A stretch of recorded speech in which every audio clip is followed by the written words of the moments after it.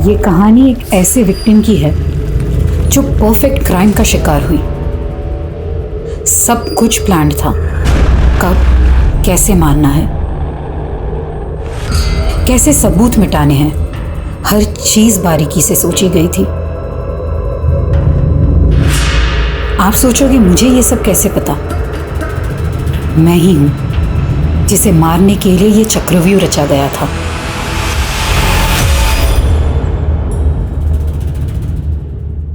नमस्कार, मैं Divyanka Tripathi Dahiya crime petrol सतर्क विमेन अगेंस्ट क्राइम की श्रृंखला में आपका स्वागत करती हूँ। जिंदगी में अगले पल में क्या हो कोई नहीं जानता, लेकिन फिर भी हम हमेशा आने वाले पल के लिए फ्यूचर प्लान्स बनाते हैं, गोल सेट करते हैं, तैयारियों में लगे रहते हैं। लेकिन जिंदगी हमेशा चौंकाती है, कभी उम्मीद से ज्यादा दे देती है तो कभी उम्मीद से ज्यादा छीन लेती है।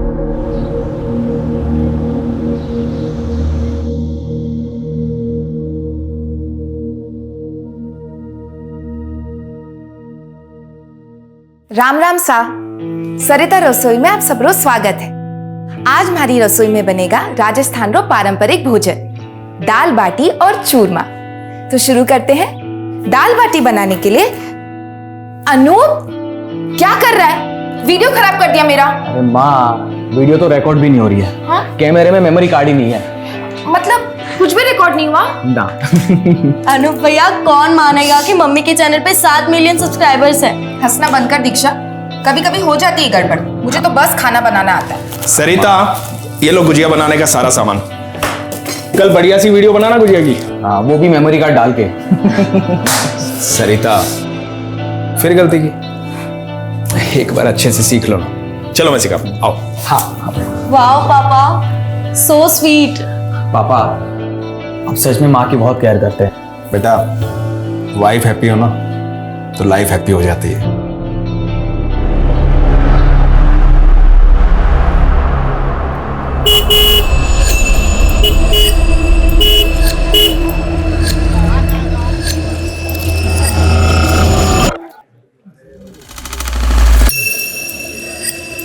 अरे हमको कुछ नहीं सुनना। जब तक हमारी बात बैंक के मैनेजर प्रीतम से नहीं होती तब तक हम यहाँ से नहीं जाएंगे। क्यों भाइयों? नहीं जाएंगे, नहीं जाएंगे। बुला के लेके आओ। नहीं जाएंगे। बाहर भी इतनी भीड़ जमा गई, क्या चाहिए इन लोगों को? एक मिनट भाई लोगों, एक मिनट। हाँ देखो, थे लोग कतई भी परेशान ना हो। था का पैसा बिल्कुल सेफ है हमारा ही बैंक में। ऐसी फेक न्यूज पे विश्वास बिल्कुल भी ना करो। हाँ, और वैसे भी हमारे बैड लोन्स काफी कम हो चुके हैं, तो चिंता की कतई बात ना है। लेकिन हम रिस्क क्यों लें? हम रिस्क नहीं ले सकते। हमारी पूरी जिंदगी की जमा पूंजी इस बैंक में है। हमको हमारा अकाउंट खाली करना है। आप क्यों भाई करना है? सुनिए मेरी बात। मेरी बात सुनिए। आप पैसा चाहिए, आज ही चाहिए। आप मेरी बात। हे रुचिका, मुझे ना वो ओल्ड लोन्स की फाइल्स देखनी है, डेटा शीट प्रिपेयर करना है। बस 5 मिनट लगेंगे। अरे 5 क्या 10 मिनट ले, आजा। वैसे आज पब्लिक ने बहुत बवाल किया ना बैंक में। रोज रोज ऐसे चलेगा तो कैसे काम करेंगे? अरे तेरी लिपस्टिक स्मज हो गई है। हाँ चल तू आजा, मैं 5 मिनट में टचअप करके आती हूँ। हाँ,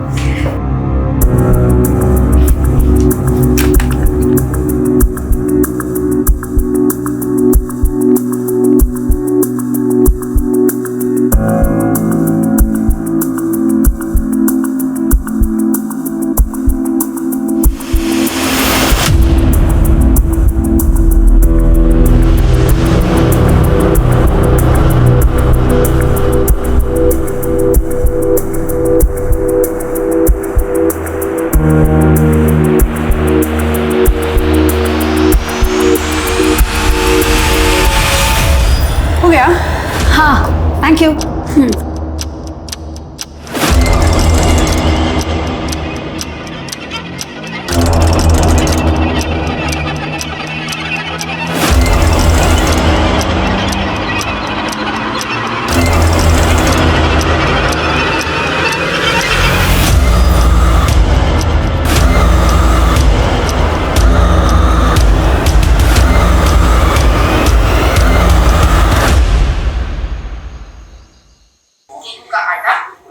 अरहर की दाल या 7 प्रकार की दालें खाती है, लेकिन आप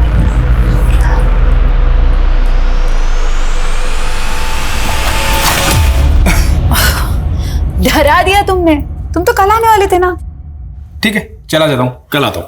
अच्छा मिस्टर पतिदेव, मैं दिन गिनती हूँ तुम्हारे आने को, तुम चले जा रहे हो। मैं भी तुम्हें बहुत मिस कर रहा था। बाय द वे, मैंने तुम्हारे लिए स्पेशल डिश बनाई है। रियली? वाओ, क्या बनाया तुमने मेरे लिए? दाल बाटी। वो रसोई वाली औरत का वीडियो देख के? हाँ, वो मुझे बहुत पसंद है ना, मतलब वो उसका खाना बनाने का स्टाइल। एक नंबर के फ्लर्ट हो ना तुम। Thanks for complement. फ्रेश हो जाओ।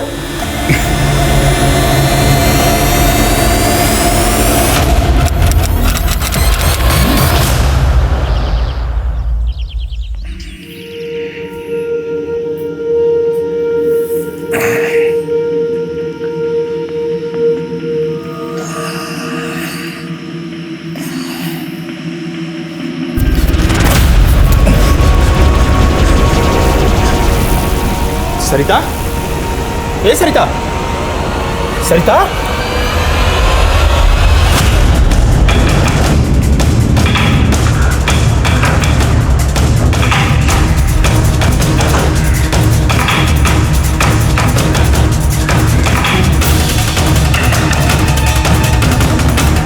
सर, विक्टिम का नाम सरिता अग्रवाल है। वो अपने पति नवीन और दोनों बच्चे दीक्षा और अनूप के साथ यहाँ रहती है। इंटरनेट पे कुकिंग क्लासेस चलाती थी जो कि बहुत पॉपुलर थी। सर, लगता है मौत जहर खाने की वजह से हुई है। रूम में और किचन में जितनी भी खाने की चीजें लैब में भेजो। Okay sir. सर, शायद ये सुसाइड का केस है।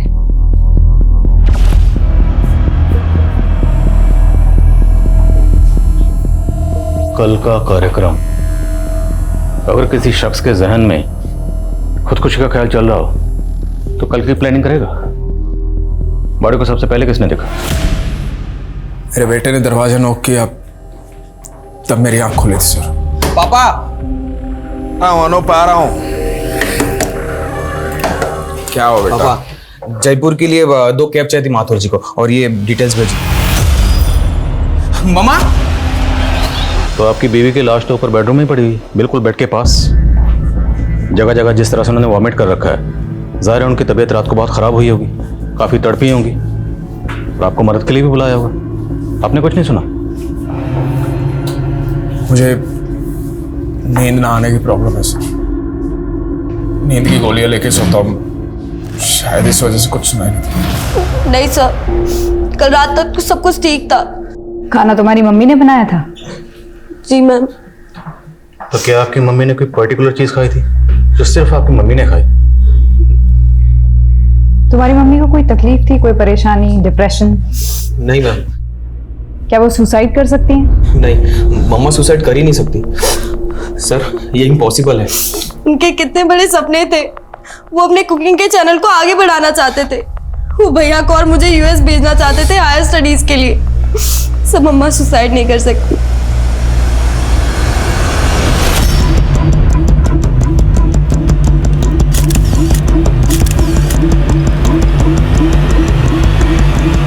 सरिता की मौत जहर की वजह से हुई थी। उसने जहर खुद लिया था या उसे दिया गया था? अभी इस राज से पर्दा उठना बाकी था। सरिता की मौत ने कई सवाल खड़े कर दिए थे कि क्या उसे नवीन की दोहरी जिंदगी के बारे में पता था, और क्या ये उसकी मौत का कारण था, या फिर इसके पीछे कोई बड़ा षड्यंत्र था। सरिता मर्डर केस की गुत्थी जितनी नजर आ रही थी उससे ज्यादा उलझी हुई थी। अभी इसे समझने में और सुलझाने में और बहुत वक्त लगने वाला था। Thank you so much. मैं भी आपसे बात करती हूँ। जैन सर। जय। सर, सरिता केस में लैब से फोन आया था। उनकी इनिशियल टेस्टिंग में सरिता की बॉडी से एल्यूमिनियम सल्फेट के ट्रेसेस मिले। एक तरीके का पेस्टिसाइड है जो इस एरिया में काफी कॉमनली यूज होता है। पेस्टिसाइड? तो ये तो कंफर्म हो गया कि सरिता की मौत जहर खाने की वजह से हुई। अब सवाल ये है कि सरिता ने ये जहर खुद खाया या किसी ने जबरदस्ती खिलाया? सर, इस तरीके का पेस्टिसाइड आजकल घरों में नहीं मिलता। एरिया में जितनी पेस्टिसाइड की शॉप है या डीलर है, सब जगह इंक्वायरी करो, शायद कोई लीड मिले। जहर की गोलियां खाने की वजह से बीवी ने जान गंवा दी, और शौहर नींद की गोलियां खाकर सुकून से सोता रहा। बुला इस नवीन को। Sir, pesticides? सर, सरिता ऑर्गेनिक फूड में बिलीव करती थी, पेस्टिसाइड्स क्यों खरीदेगी? तो किसने खरीदा? आपने? ये क्या कह रहे हैं सर आप? मेरी समझ में नहीं आ रहा सर। समझ में तो हमें भी नहीं आ रहा, आपकी बीवी बिल्कुल आपके बगल में सो रही थी, रात भर तड़पती रही, जगह जगह वोमिटिंग करती रही। तड़पते तड़पते उसने अपनी जान दे दी और आप चुपचाप सुकून से सोते रहे। आप नहीं समझेंगे सर, कितना आप सोच समझे इस बात का। बहुत प्यार करता था मैं सरिता से। दोनों मियां बीवी में किसी बात को लेकर झगड़ा या मनमुटाव? मम्मी पापा तो जैसे एक दूसरे के लिए बने थे, लड़ते हुए क्या, हमने तो उनको ऊंची आवाज में बात करते हुए भी नहीं देखा था। वैसे भी महीने में 15 दिन तो पापा बिजनेस ट्रिप पर होते थे। तुम्हारे पापा बिजनेस ट्रिप पर कहाँ जाते थे? ज्यादातर कोटा, वहां पर उनकी ऑफिस की एक नई ब्रांच खुली थी। सर एक छोटी सी रिक्वेस्ट थी। बोले। मेरे बच्चों से ज्यादा सवाल जवाब मत कीजिएगा। मैं तो सह लूंगा, लेकिन मेरे बच्चे अब तक अपनी मां की मौत का सदमा नहीं झेल पाए। Thank you.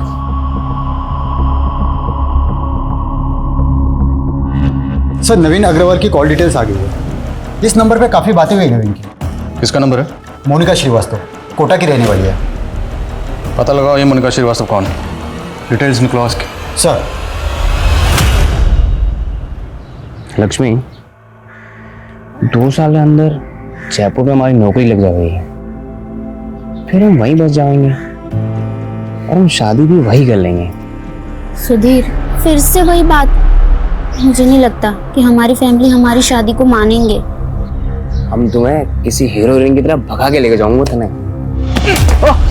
कापू, भाग यहाँ से, मैं तेरे बाप को जाके सब बता देंगे हम। राम राम सा। आज मैं कोई रेसिपी नहीं बताने वाली। एक बेचैनी है जो आपके साथ बांटना चाहती हूँ। मुझे लगता था मेरी दुनिया में सब ठीक है, कोई दुख नहीं, लेकिन फिर अचानक मुझे पता चला कि मैं एक भ्रम में जी रही थी। जो सोचा था सब झूठ था। रिश्ता झूठा, प्यार झूठा, सब झूठ।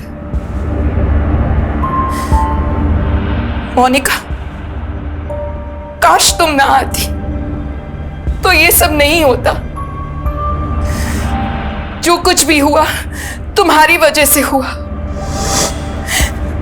तुमने तबाह कर दी मेरी जिंदगी। सर, सरिता इसी कैमरे से कुकिंग वीडियोस बनाती थी, इसी में हमें ये वीडियो मिला। तो ये वीडियो सरिता का आखिरी वीडियो था? नहीं सर, इसके बाद सरिता ने एक और कुकिंग वीडियो बनाया था, लेकिन इस वीडियो की तरह उसमें भी वो काफी हताश लग रही थी। सुसाइड पॉसिबल है। इस वीडियो में सरिता ने किसी मोनिका का जिक्र किया है और नवीन के कॉल रिकॉर्ड्स में भी किसी मोनिका का जिक्र है। मोनिका श्रीवास्तव, मोनिका श्रीवास्तव। क्या ये दोनों मोनिका एक ही हैं? और अगर हैं तो ये मोनिका श्रीवास्तव कौन है? सर, कोई मोनिका श्रीवास्तव से मिलने आई है। आप नवीन की पत्नी हैं? जी। नवीन पहले से शादीशुदा है, उसके 2 बच्चे हैं, ये सब पता है आपको? 4 दिन पहले ही पता चला। आपको सरिता के बारे में कैसे पता चला? मुझे कुछ दिनों से शक हो रहा था नवीन पर। फिर एक दिन जब वो बिजनेस ट्रिप का बहाना करके घर से निकला तो मैंने उसका कोटा से जयपुर तक पीछा किया। तो यहाँ जयपुर आने के बाद आप सरिता से मिली थी? जी। मुझे लगा था कि मेरे साथ धोखा हो रहा है, कि नवीन की जिंदगी में कोई और औरत आ गई है। बस सरिता से मिलकर पता चला कि 21 साल से तो वो उसकी बीवी है, दूसरी औरत तो मैं हूं।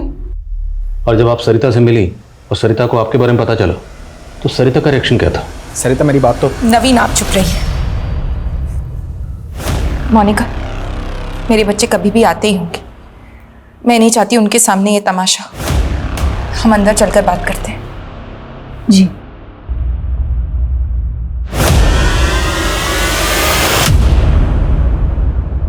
मैं तुम्हारा गुस्सा समझ सकती हूँ मोनिका, लेकिन मैं तय नहीं कर पा रही हूँ कि मुझे क्या करना चाहिए।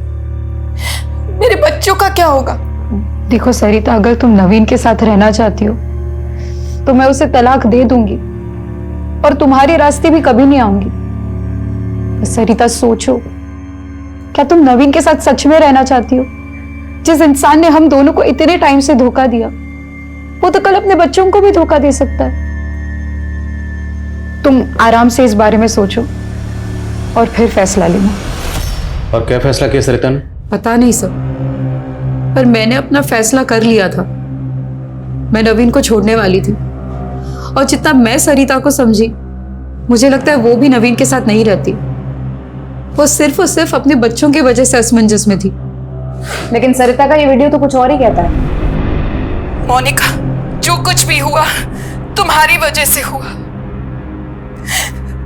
तुमने तबाह कर दी मेरी जिंदगी। नहीं मैम, नहीं, ऐसा नहीं हो सकता। मुझे नहीं लगता कि सरिता को मुझसे कोई भी प्रॉब्लम थी। आई एम श्योर उसने इमोशन में आके ये सब कहा है।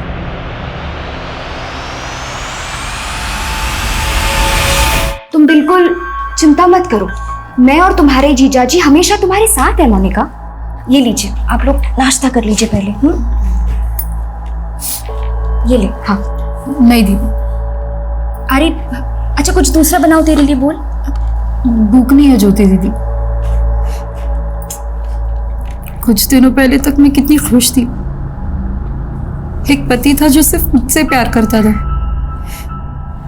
वो तो चला गया, और ऊपर से ये पुलिस का चक्कर। सरिता ने भी अपनी वीडियो में मेरा ही नाम लिया। कहीं पुलिस मुझे इस चक्कर में फंसा। अरे मोनिका, बेकार फिक्र कर रही, ऐसा कुछ भी नहीं होगा, चिंता मत करो। और देख, सरिता की मौत की जिम्मेदार ना तू बिल्कुल नहीं है। हाँ, वो नवीन जरूर है, समझी? फिक्र मत कर, हम हैं। जीजा जी, अगर पुलिस मुझ पर ही अबेटमेंट ऑफ सुसाइड का चार्ज लगाती है, तो आप मेरा केस लड़ेंगे ना? अरे ये भी कोई पूछने वाली बात है? और ऐसा कुछ भी नहीं होगा, फिक्र मत करो। मतलब अगर ये पता चल जाता है कि सरिता ने खुदकुशी की थी, तो मोनिका को जेल हो जाएगी। अगर खुदकुशी साबित हुई तो, और फिर मैं हूं ना उसका केस लड़ने के लिए, मोनिका को कुछ नहीं होने दूंगा। अरे मुझे उस मोनिका की टेंशन नहीं है, मुझे ज्यादा टेंशन उस पुश्तैनी जायदाद की है जो इस मोनिका के नाम पर है। और अगर ये मोनिका जेल चली जाती है तो उन पेपर्स पर कौन साइन करेगा, बोलो? बहुत लालची हो रही हो तुम। हाँ, मतलब अपनी बहन मोनिका की फिक्र नहीं है तुम्हें, बल्कि उस प्रॉपर्टी।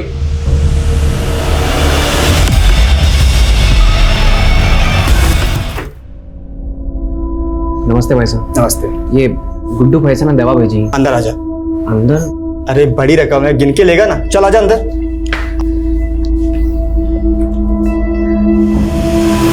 रुक, वही भागना मत, रुक वहीं पे खड़े रहे। बॉक्स खोल। भाई साहब क्या? बॉक्स खोल। सीधी खोलता हूँ। ये देखिए साहब जी, मुझे नहीं पता इसमें ये क्या था साहब जी। ले चलो इसे। साहब जी, मुझे गुड्डू भैया ने भेजा है, मुझे गुड्डू भैया ने दवाई दी थी साहब जी, मेरा इसमें कोई कसूर नहीं है साहब जी।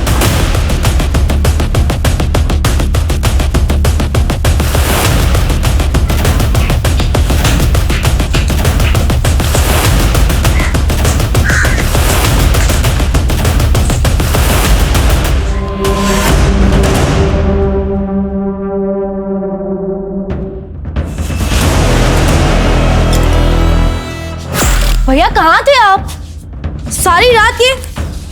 ये क्या छुपा रहे हो आप? दिखाओ मुझे। शराब माँ को गुजरे हुए अभी 1 हफ्ता भी नहीं हुआ और आपने ये सब शुरू कर दिया। दीक्षा, मेरा बात करने का कोई मन नहीं है, कल बात करेंगे। और ये हाथ पर क्या हुआ आपको? नहीं, कुछ नहीं हुआ, कुछ नहीं हुआ। Good night. भैया सुनो तो सही।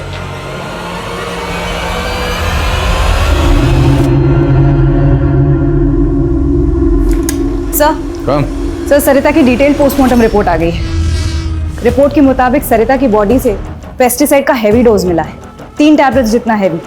सर, ये पॉसिबल ही नहीं है कि इतना हैवी डोज खाने में मिलाकर दिया जाए और खाने वाले को पता ही ना चले। घर से ये फूड आइटम्स कलेक्ट किए थे, उसमें कुछ मिला? नहीं सर, किसी भी खाने की चीज़ में किसी भी तरीके का पेस्टिसाइड का ट्रेस नहीं मिला है। डॉक्टर्स का कहना है कि इतनी हैवी डोज लेने के बाद सरिता को वॉमिट होनी ही होनी थी, लेकिन वो कुंभकर्ण नवीन। तो हो सकता है सरिता को पेस्टिसाइड्स इस नवीन ने दी। सर, अगर ये नवीन कॉमन थ्रेड है तो मोनिका की मौत का पैटर्न बिल्कुल अलग है। वो तो होना ही था। 2 औरतों का कत्ल हुआ, और जिन 2 औरतों का कत्ल हुआ वो दोनों की दोनों नवीन की बीवियां हैं, अब अगर वो दोनों को एक ही पैटर्न से मारता तो सीधा सीधा शक इसी पे जाता, शातिर खिलाड़ी। अब इससे इसी के तरीके से पूछताछ करनी पड़ेगी। सर, मेरी नवीन की बेटी दीक्षा से बात हुई थी। उसका कहना है कि नवीन रात से घर ही नहीं आया। कहीं नवीन फरार तो नहीं हो गया है? सर, नवीन अग्रवाल आया। बापू, बापू मुझे माफ कर दे बापू, मारे से गलती हो गई बापू। गलती तो मुझसे हुई है। उस दिन मैंने कुछ ज्यादा ही सख्ती बरत दी थी तुझ पर। बापू मैं जाएगा पानी।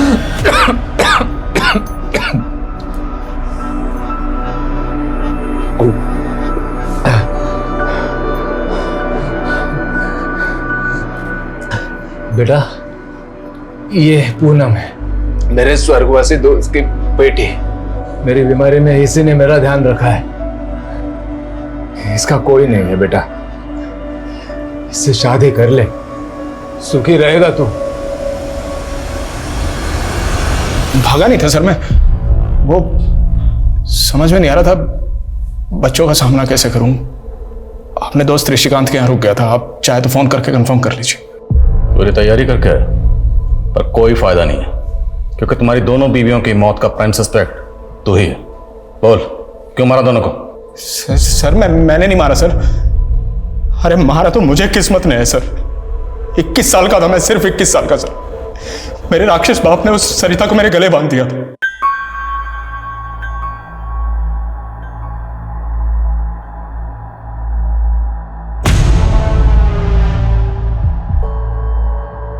सरिता बहुत अच्छी थी, बुरी नहीं थी वो, बस मेरे टाइप की नहीं थी। मुझे चाहिए थी कोई वेस्टर्न कपड़े पहनने वाली, अंग्रेजी बोलने वाली, जो मेरे साथ पार्टी में जा सके, जिसके साथ मैं बिजनेस आइडिया शेयर कर सकूं। इसलिए तूने मोनिका को फंसाया? मोनिका को मैंने नहीं फंसाया मैम, मोनिका ने मुझे फंसाया। हाँ ठीक है, वो मुझे पसंद थी, मेरे टाइप की थी, लेकिन वो मुझे बहला के कमरे पे ले गई सर।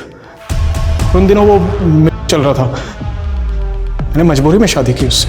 अगर तू सच्चा था तो पुलिस के पास क्यों नहीं गया? सॉरी टू से सर, आपको तो पता है पुलिस कितनी पार्शलिटी करती है, हमेशा औरतों की सुनती। रोना बंद कर, ये बता कि मोनिका से आखिरी बार कब मिला था? कल शाम को। यानी मोनिका की मर्डर वाली शाम को। मोनिका मेरी बात तो सुनो। I love you so much. तुम्हें नहीं पता मेरी शादी किस हालत में। Stop it. तुम्हारा एक और झूठ सहने की ताकत नहीं है मुझ में। मोनिका मैं मानता हूँ मेरी गलती है, I am so sorry, please मुझे माफ कर दो। तुम्हें तुम्हारी किए की सजा भुगतनी पड़ेगी, और जो तुमने मेरे साथ किया ना वो मैं कभी नहीं भूल सकती। मोनिका एक बार प्लीज प्लीज मेरी बात तो सुनो। मोनिका चिल्लाने लगी सर, वहाँ भीड़ इकट्ठा हो गई थी, मैं वहां से निकल गया। मैंने तो अगले दिन सुबह मोबाइल पे उसकी मौत की खबर देखी सर। तुम्हारी दोनों बीवियां मर चुकी हैं, और मरने से पहले जो आखिरी मैन उन्हें मिला था वो तू ही था जेंटलमैन। इत्तेफाक था सर, इसका मतलब ये थोड़ी मैंने उनका खून कर दिया। आप सबूत ढूंढिए सर, सबूत मिलेगा ही नहीं, क्योंकि मैं बेगुनाह हूं। सबूत तो सुरेखा। जैन सर। जी सर। नवीन, तुम्हारे भले के लिए कह रही हूँ, जो भी जानते हो सच सच बता दो, वरना इस केस में तुम बहुत बुरे फंसोगे। सुरेखा जी, एक आप ही हैं जिसको चिंता है हमारी यहाँ। एक काम कीजिए, अपना नंबर दे दीजिए, यहां से निकलते ही फोन करूंगा, साथ में डिनर करेंगे हम लोग। वैसे भी आपने बिना हथकड़ियों के मेरा दिल तो कैद कर ही लिया है। Sir postmortem report. Sir Monica की मौत गला, और वो भी उसी के दुपट्टे से। सर उसके ब्लड में अल्कोहल और स्लीपिंग पिल्स के ट्रेसेस भी पाए गए हैं। एक बात और सर, मोनिका के प्राइवेट पार्ट में सीमेंट के ट्रेसेस भी मिले। व्हाट? Yes sir. और बदन पे कोई खरोच या जोर जबरदस्ती के निशान? No sir. मोनिका के ब्लड में अल्कोहल और स्लीपिंग पिल के ट्रेसेस, मतलब जिस वक्त उसकी मौत हुई वो बुरी तरह से नशे की हालत में थी, कोई जोर जबरदस्ती नहीं हुई थी, रेप तो नहीं हो सकता। Right sir. और सर पोस्टमार्टम रिपोर्ट के मुताबिक उसने रात को कुछ भी नहीं खाया था सिवाय चने के। चना? वैसे मोनिका तो अब रही नहीं, तो हम जमीन तो बेच सकते हैं ना। आप कोई बायर ढूंढ लो ना, जितनी जल्दी जमीन बिकेगी ना उतना हमारे लिए अच्छा होगा, है ना।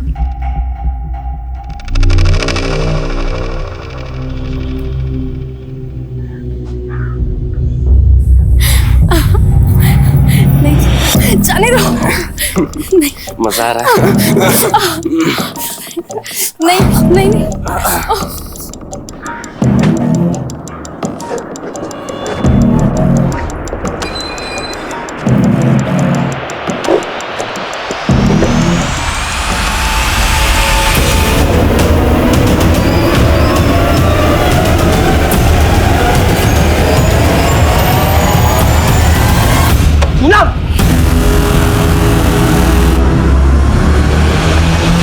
सर ये नवीन तो बहुत ही कमीना इंसान है। न इसे अपनी दोनों बीवियों के मरने का दुख है, न अपने किए का पछतावा, और न दोनों बच्चों की फिक्र। सर निहायत ही मतलबी आदमी है, सिर्फ अपने बारे में सोचता है। हाँ, लेकिन हमारे पास इसके खिलाफ कोई ठोस सबूत नहीं है। बिना सबूत के उसे ज़्यादा वक्त तक यहाँ नहीं रख सकते। सर लेकिन हम उसे सर मोनिका की कॉल डिटेल्स। सर वारने से एक दिन पहले मोनिका की अजमेर के एक बैंकर से बात हुई, और सर उसने एक कैब ड्राइवर योगेंद्र को भी कॉल किया था।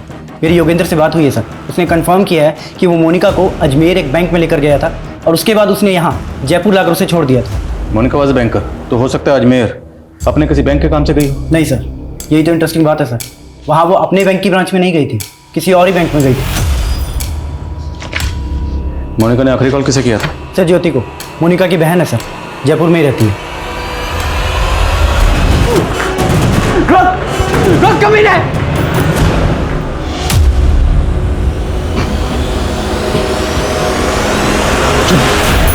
माफ कर दीजिए, गलती हो गई। क्यों किया तुमने ऐसा? तुझे पता मैं तुझे कितना प्यार करता हूं। बापू को वचन दिया था कि तुझे अच्छे से रखूंगा, और रख रहा हूं ना मैं। फिर तूने ऐसा क्यों किया? माफ कर दीजिए मुझे। शादी के पहले से जानती थी उसे, अचानक मिला तो बहक गई।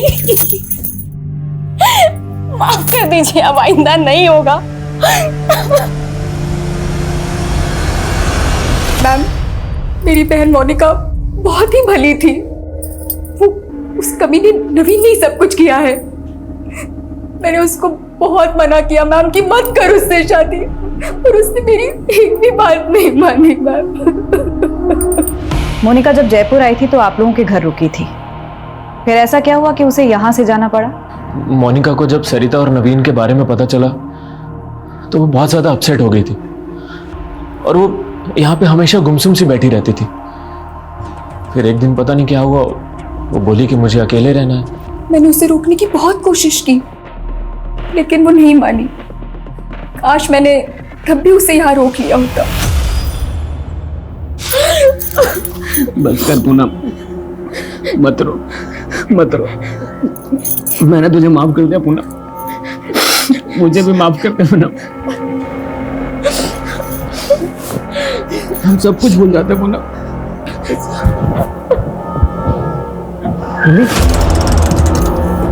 सर यही छोड़ उसे।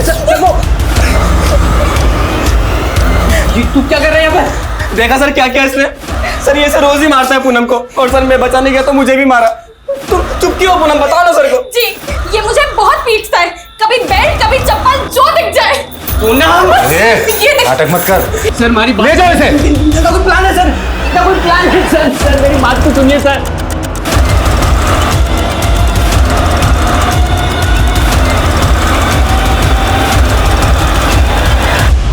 यस सर, मोनिका श्रीवास्तव आई थी यहाँ कुछ दिन पहले, लेकिन अपना लॉकर यूज करने आई थी सर।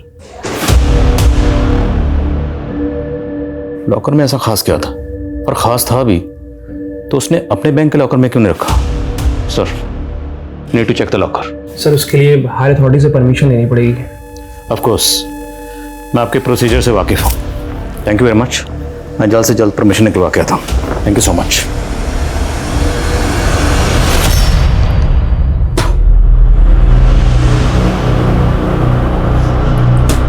क्या कर रहे हो भाई साहब? अबे शुगर मना, तेरे मुंह पे नहीं दूंगा मैंने। सो जा कंबल ओढ़कर। तो गुंडा कर दिए, साहब जी ने जाकर बोल दूंगा मैं। अबे गुंडा बोला मेरे को? सर पे चोट लगने की वजह से उसे जेल से अस्पताल में शिफ्ट किया गया। दूसरी ओर मोनिका के केस में जयपुर से अजमेर पहुंची पुलिस को फाइनली मोनिका का लॉकर खुलवाने की परमिशन मिली, और एक ऐसा एंगल सामने आया जिसके बारे में पुलिस ने पहले सोचा ही नहीं था।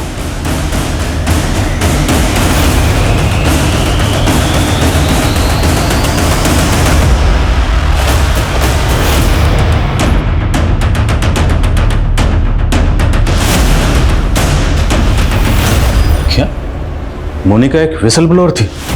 जी सर, मोनिका अपने बैंक में हो रहे एक स्कैम को एक्सपोज करने के लिए एविडेंस इकट्ठा कर रही थी। लगभग 1500 करोड़ के लोन्स नकली डॉक्यूमेंट्स पर अप्रूव हुए। पिछले 15 साल से सिर्फ छोटे छोटे अमाउंट का ये स्कैम हो रहा था, इसलिए लोगों की नज़र में नहीं आ रहा था। तो क्या मोनिका और सरिता के केसेस को आपस में कनेक्ट करके हम कोई गलती कर रहे हैं? क्योंकि मुमकिन है मोनिका के कत्ल के पीछे इस स्कैम में से कोई हो। सर, मोनिका को जिसने मारा वो उसे अच्छे से जानता था। मोनिका अपने बैंक में फ्रॉड कर रहे लोगों के साथ इतनी आसानी से नहीं जाती। करेक्ट, लेकिन अब हमें आईडी से कांटेक्ट करना होगा और ये सारा डाटा उन्हें हैंड ओवर करना होगा। Let them investigate.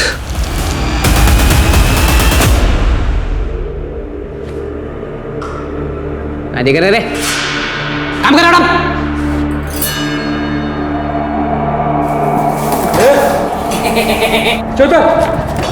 साहब मच्छर गिरा, मच्छर मच्छर मच्छर मच्छर काट रहे हैं मच्छर।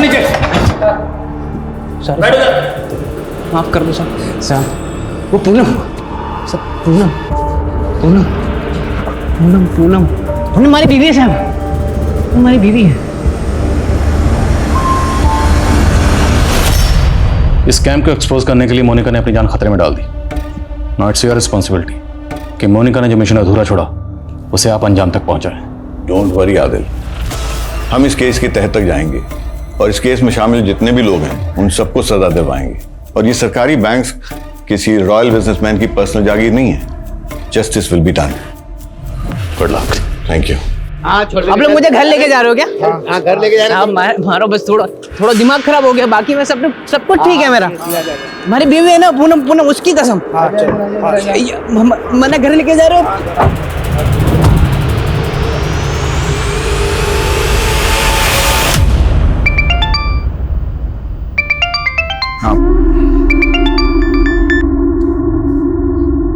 सॉरी मेरी जान, बहुत दिन हो गए ना बात हुए, लेकिन जल्दी मिलने आ रहा हूँ मैं। अब कोई जरूरत नहीं आने की। मैंने तुमसे शादी इसलिए नहीं की थी कि तुम मुझसे बार बार दूर जाओ। बहुत हो गया अब। ये सोच लेना कि मैं तुम्हारे लिए मर चुकी हूँ। मैं जा रही हूँ घर छोड़ के।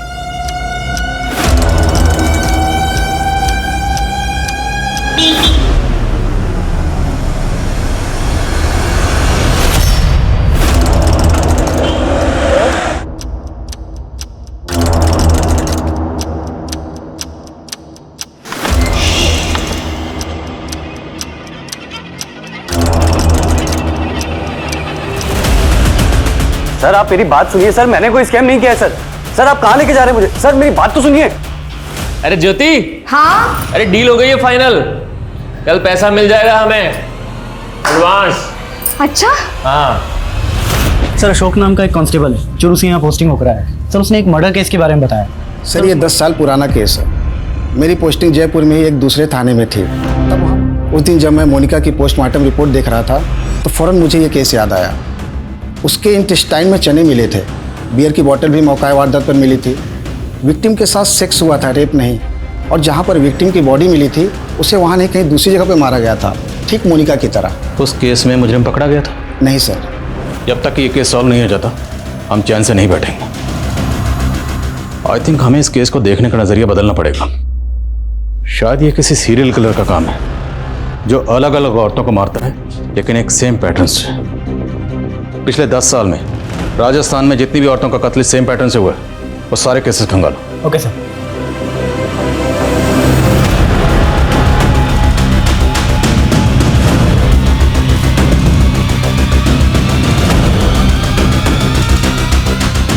सर टोटल 6 केसेस मिले हैं। 2004 में 1, 2008 में 2, 2010 में 2 और 2017 में 1। 2004 में जिस लड़की का कत्ल हुआ उसकी उम्र थी 24 साल और 2008 में जिसका हुआ उसकी उम्र 28 साल। Correct sir. एक पैटर्न है। 2010 में जो लड़की मारी गई उसकी उम्र 30 साल और 2017 में जो लड़की मारी गई उसकी उम्र 37 साल। 2004 में उसने जो पहला कत्ल किया था, अब लड़की की उम्र थी 24 साल। अगर हम ये मान लें सपोज कि उस वक्त उसकी उम्र भी 24 साल रही होगी तो 2008 में उसकी उम्र हुई 28 साल और सर अब तो उसकी उम्र लगभग 40 साल होगी। सर अगर मोनिका से जुड़े हुए केस में लोगों को देखें तो उसके जीजा कैलाश और पति नवीन दोनों लगभग 40 के आसपास थे। पता लगाओ क्या नवीन और कैलाश का क्राइम सीन से कोई कनेक्शन है? आई थिंक अब हमारा तीर निशाने पर लगने ही वाला है।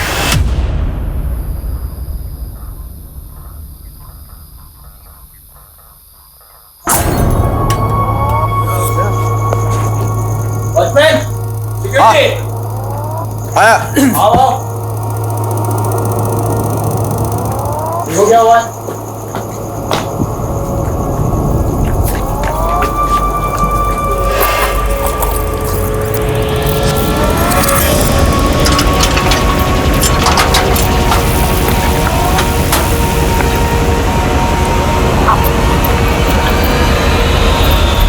सर, खबरियों से पता चला मोनिका और ज्योति के पास एक पुश्तैनी जमीन थी जो अब ज्योति और कैलाश मिलकर बेच रहे हैं। बहन का गुजरे अभी 1 हफ्ता भी नहीं हुआ और ये ज़मीन बेचने की तैयारी में। बुला दो ना मियां बीवी को। सर देखिए, अब वो ज़मीन ज्योति की है और अगर हमें उसकी अच्छी डील मिल रही है तो उसको बेचने में दिक्कत क्या है सर? जब तक केस का फैसला नहीं आ जाता आप वो ज़मीन नहीं बेच सकते। और क्या पता मोनिका का कत्ल उस ज़मीन की वजह से ही हुआ। आप कहना क्या चाहते हैं? आपको लगता है कि हमने मोनिका को मारा है? क्या पता। सर, हमारा उसमें क्या फायदा? सबसे ज्यादा फायदा तो आपका ही हुआ। पहले आप आधी जमीन की मालकिन थी, अभी आप पूरी जमीन की मालकिन सर, हो। ये सब क्या कह रहे हैं? हाँ, 1 मिनट तुम शांत रहो, मैं बात कर रहा हूँ। सर अगर आपको ऐसा लगता है तो आप लोगों के पास सबूत क्या है? सुरेखा, एक आदमी लगाओ इनके पीछे, बोलो इनकी हर हरकत पे नजर रखे। एक्सक्यूज मी सर, 3 और मर्डर केसेस का पता चला है सर। सेम पैटर्न है, एक 2006 में हुआ था, एक 2014 में और एक 2018 में।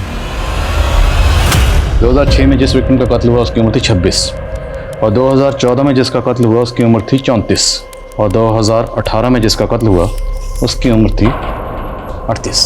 और सर 2006 में जिस लड़की का मर्डर हुआ था उसके मर्डर के जुर्म में एक योगेंद्र नाम के आदमी को अरेस्ट किया गया था। सर उसकी मानसिक हालत ठीक नहीं थी, उसे मेंटल असाइलम भेज दिया गया।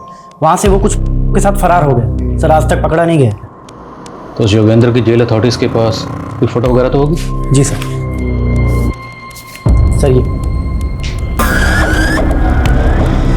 अगर इसे मेंटल असाइलम भेजा गया तो जाहिर है इसके साइकोलॉजिकल टेस्ट भी होंगे। सर ये भी हो सकता है कि कोई इस योगेंद्र का पैटर्न कॉपी कर रहा हो। ये भी हो सकता है, लेकिन अब यहाँ तक पहुँचे हैं तो एक चांस तो लेकर देखते हैं। पता करो कि इस योगेंद्र का विक्टिम से क्या कनेक्शन है। और इसकी तस्वीर तकरीबन 14-15 साल पुरानी है, तो योगेंद्र आज कैसा दिखता होगा। सालों पुराने केसेस खंगाले जाने लगे, पुराने कैदियों से पूछताछ हुई, पुलिस की खोज का दायरा बहुत ज्यादा बढ़ चुका था। ये घास के ढेर में सुई ढूंढने जैसा था, लेकिन पुलिस डटी रही और उन्हें एक सुराग मिला। ये देखिए सर, इस वीडियो में मोनिका गाड़ी में जाती हुई दिख रही है। थोड़ा जूम करने पर गाड़ी का नंबर प्लेट और ड्राइवर का चेहरा साफ दिख रहा है। थोड़ा जूम कर।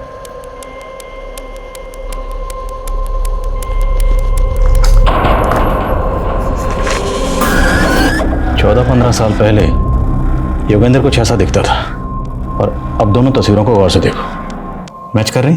सर लग तो रहा है। इस गाड़ी की डिटेल निकलो, पता करो ये गाड़ी किसकी, तुरंत। सब आकृति मैडम। जी सर, कार के ओनर का पता चल गया है, उसी की प्राइवेट टैक्सी है, यहीं जयपुर का है।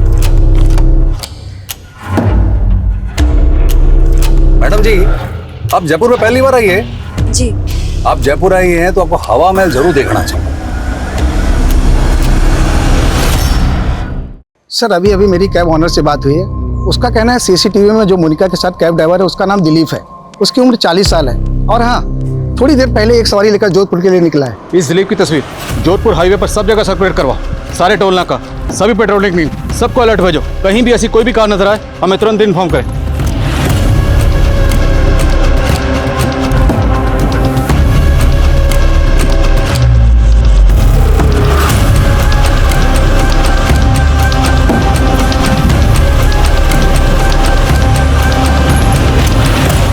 सर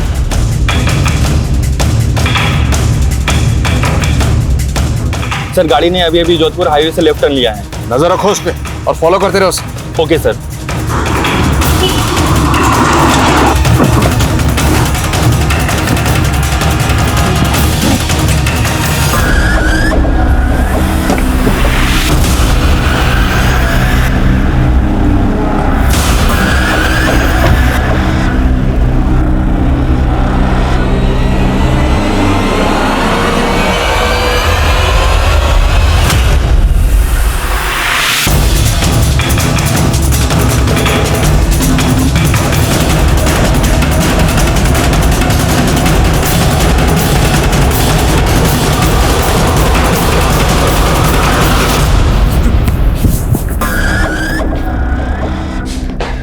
योगेंद्र उर्फ दिलीप उर्फ सुधीर, पिछले 16 सालों में तुमने 9 औरतों को मारा और इतनी मेहनत से मैंने 18 लोगों को मारा, आप 9 गिरा रहे। अगर मैंने 9 को मारा तो बाकी क्या 9 आपने मारे। ये सबसे पहले शुरू हुआ है मेरी जो पीती थी ना पूनम। पूनम ने मारे को धोखा दिया, उसने झूठे केस में जेल भेज दिया। ड्रग सप्लाई का इल्जाम तो पैसे ही था। तूने पूनम को मारा बदला लेने के लिए, बाकी औरतों को क्यों मारा?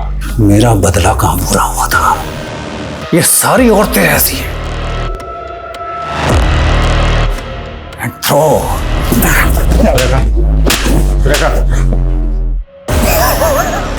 और जेल अथॉरिटीज ने तुझे जो मेंटल असाइलम भेजा था वो सब मैं जब पकड़ा गया तो ये तरकीब मुझे एक पुराने कैदी ने बताई। सब मैंने भी कमाल किया। ठीक है, काला मुंडा दिया रे बोले।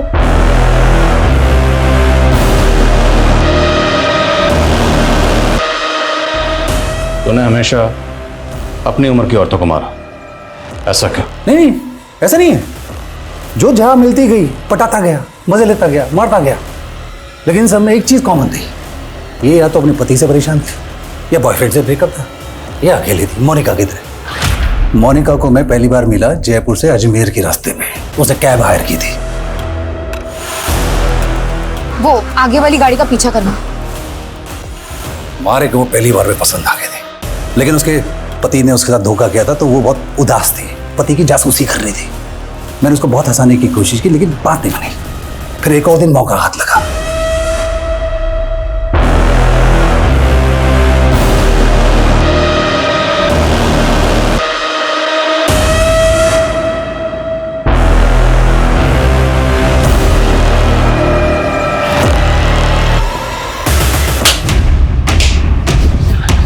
जेल अथॉरिटीज ने सही किया था जो तुझे मेंटल असाइलम भेजा, क्योंकि तेरी असली जगह वहीं है। सुधीर अभी पुलिस की हिरासत में और जल्दी ही उसके खिलाफ कोर्ट में चार्जशीट फाइल की जाएगी। साइकोलॉजिकल मैपिंग की मदद से पुलिस इस अजम्पशन पे पहुंची कि सरिता, लेकिन ये सिर्फ एक अनुमान है, क्योंकि उस रात वहां क्या हुआ ये कोई नहीं जानता। उस रात वहां सिर्फ 2 लोग मौजूद थे, एक नवीन जो हैवी डोज स्लीपिंग पिल के लेके सो रहा था, और दूसरी सरिता जो हमारे बीच में है ही नहीं। दूसरी तरफ मोनिका एक इंडिपेंडेंट और बहादुर लड़की थी। उसने 1500 करोड़ के स्कैम का खुलासा किया। समझ ये नहीं आता कि मोनिका जैसी समझदार लड़की उस सुधीर के झांसे में आई कैसे। इसका एक कारण ये हो सकता है कि मोनिका मानसिक रूप से डिस्टर्ब थी। उसने अपने पति और बहन से धोखा खाया था, और उसी नाजुक हालत में वो सुधीर की बातों में आ गई। और सुधीर, उसको अपने किए का जरा भी पछतावा नहीं था। वो पूरी औरत जात से ले रहा था। एक बेसिर पैर की बात सुधीर के मन में घर कर गई, उसका जुनून बन गई, उसे जुर्म की ओर ले गई, जिसका खामियाजा 18 मासूम औरतों को भुगतना पड़ा। आप जानते हैं हमारे देश में मानसिक स्वास्थ्य पर खास ध्यान नहीं दिया जाता है। जरूरी है कि पीड़ितों को, यहाँ तक कि मुजरिमों को भी वक्त रहते नियमित रूप से मनोचिकित्सकों की सलाह दी जाए, तो आप स्वस्थ रहें, सुरक्षित रहें। जिंदगी और सड़क के बीच में कई समानताएं होती हैं। कई फिलोसोफर्स ने, शायरों ने इनके बीच में कई तुलनाएं की हैं। सड़क हो या जिंदगी हमें अपने तय मकाम तक पहुंचाते हैं, लेकिन सड़क जिंदगियों की तरह ही हमें हादसों से मिलाते हैं, जो न सिर्फ छोटी मोटी दुर्घटनाएं होती हैं, बल्कि उनमें दिल दहलाने वाली वारदातें भी हो सकती हैं, जो न सिर्फ मुसाफिर बल्कि उससे जुड़े हर शख्स की जिंदगी बर्बाद कर सकती हैं। नमस्कार, मैं दिव्यांका त्रिपाठी दहिया क्राइम पेट्रोल सतर्क की श्रृंखला में आपका स्वागत करती हूँ।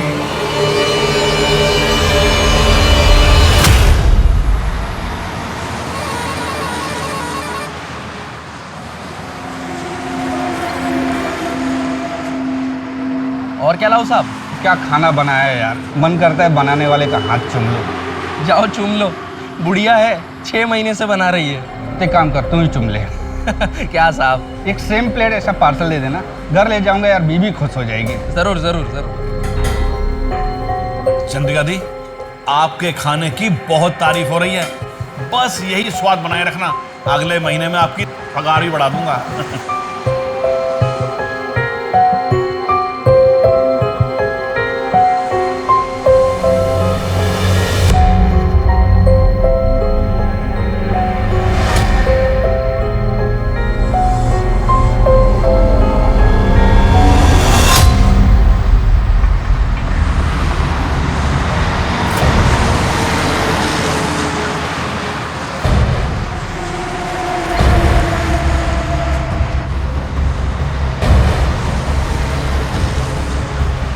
नमस्कार सर।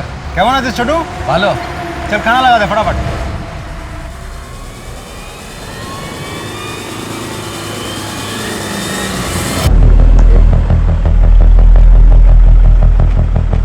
अरे भैया बरेपुर तक जाना है। 500 रुपए लगेगा। भैया हमेशा 150 में जाता हूँ, अब 200 ले लेना। अरे भाई इतना ही लगेगा, आगे अगर 2-3 आदमी मिलेंगे तो आधा आधा बांट लेना। भैया एक घर में कॉल कर दूँ?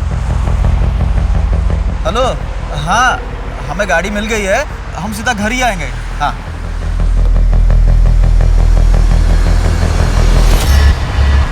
बारापुर जाने का लिफ्ट दे दो ना। हाँ हाँ बैठो।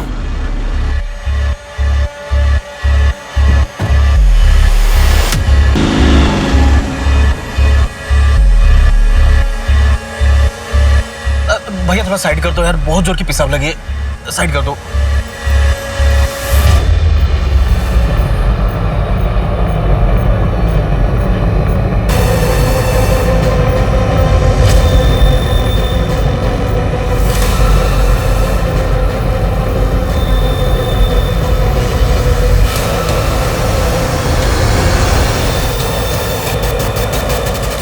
शोमेंदा, क्या बात है, आपके ढाबे के खाने का तो स्वाद ही बदल गया।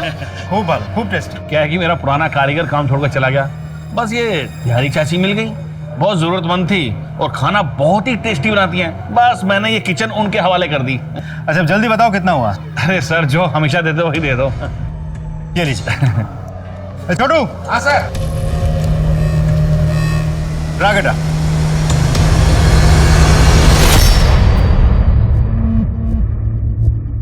चंदिका दी, पुलिस वाला आपके बारे में पूछ रहा था। अरे बोल रहा था कि आप खाना बहुत स्वादिष्ट बनाती हैं।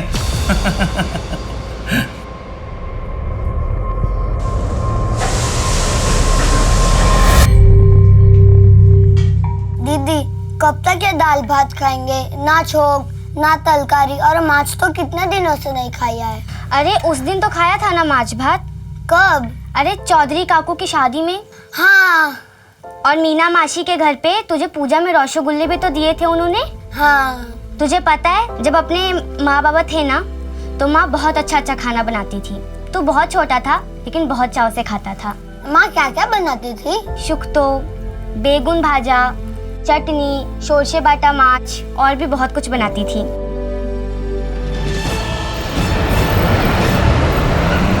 साबी मेरे पति हैं, टैक्सी चलाते हैं, सब कोलकाता गए थे लेकिन 2 दिन से घर वापस नहीं लौटे। इनका फ़ोन भी बंद आ रहा है और मैंने इनके सारे दोस्तों से भी बात की लेकिन कुछ पता नहीं चला। साहब मैं आपके हाथ जोड़ती हूँ, प्लीज़ मेरे पति को ढूंढ लाइए। देखिए आप रोइए मत, एंड डोंट वरी, हम पूरी कोशिश करेंगे आपके हस्बैंड को ढूंढने की।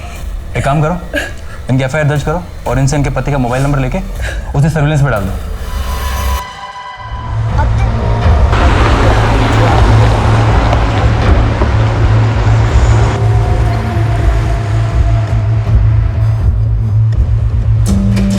ठीक हो साहब, ये तेरे पास रख, एक काचा कोला और तरकारी ला।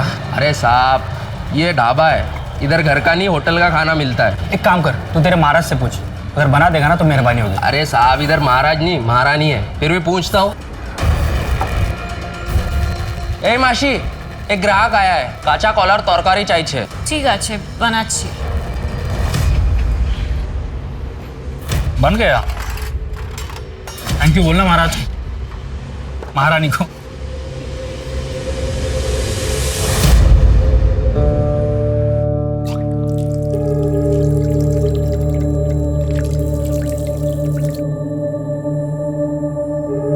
आपका 80 টাকা হয়েছে।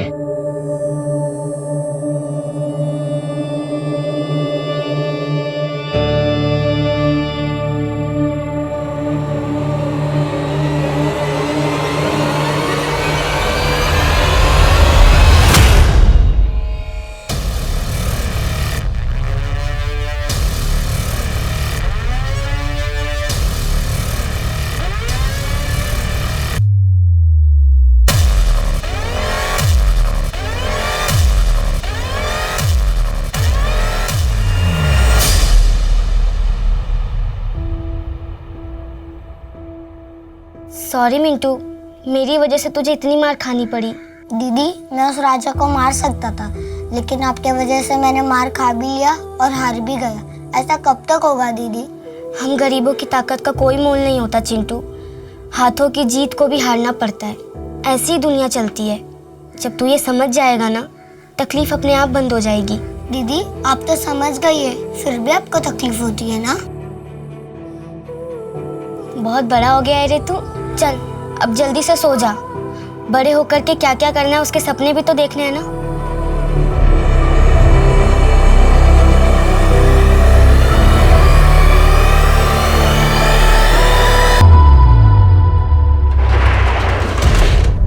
हाँ भाई छोटू, बंद हो गया? हाँ हाँ आ गया बस। ला बेटा जल्दी ला चाबी। चल बेटा खुश रह।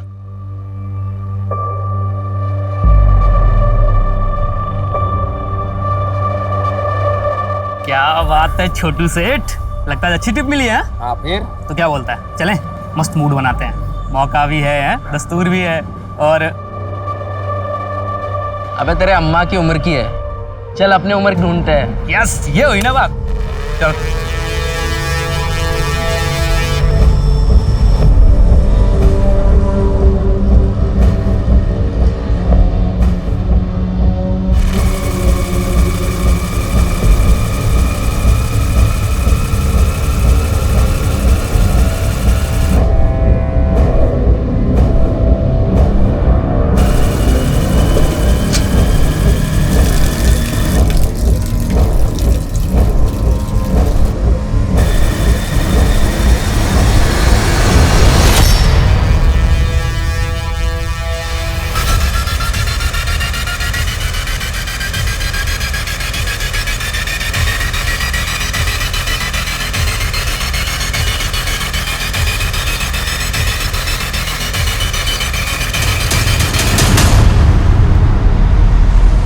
क्या हो गया भाईजान? भाई आज कुछ ज्यादा ही खाना खा लिया, पेट गुड़गुड़ कर रहा है। भाईजान मैं भी चलता हूँ, पेट तो भारी मेरा भी है। चल भाई चल।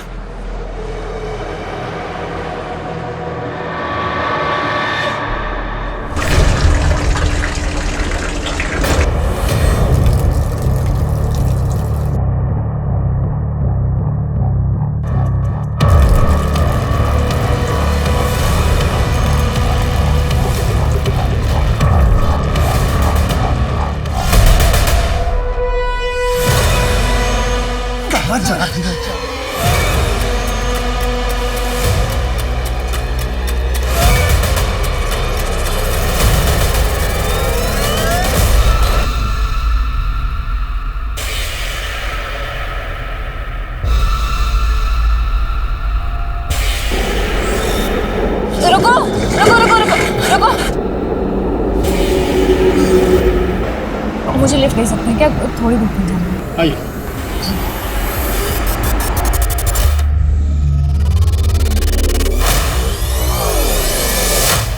ऐसी क्या वजह थी कि एक जवान लड़की को एक बुजुर्ग महिला के भेस में काम करना पड़ रहा था?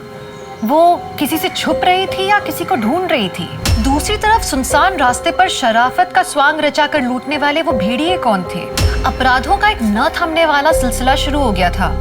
अविश्वास का माहौल था। ऐसा लग रहा था जैसे कोई नकाब में अपना चेहरा छुपा के घूम रहा है। सवाल ये था कि इस अपराधों के भवंडर में कितनी तबाही मचने वाली थी।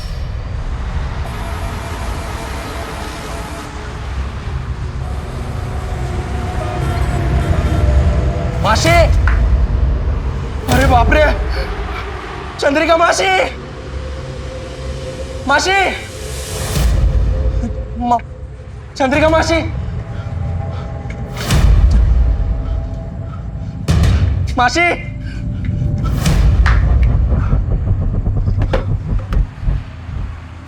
सोमेन दादा,